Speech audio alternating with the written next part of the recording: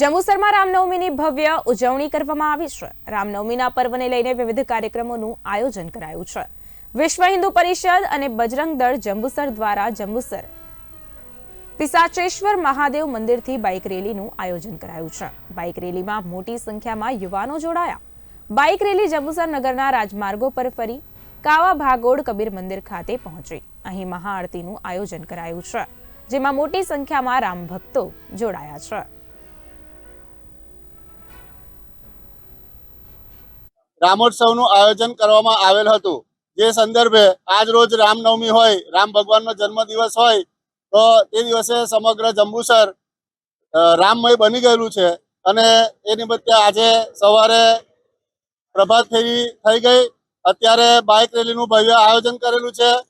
12 વાગે ભગવાન રામનો જન્મ સમય હોય તે સમયે મહાઆરતીનું આયોજન કરેલું છે।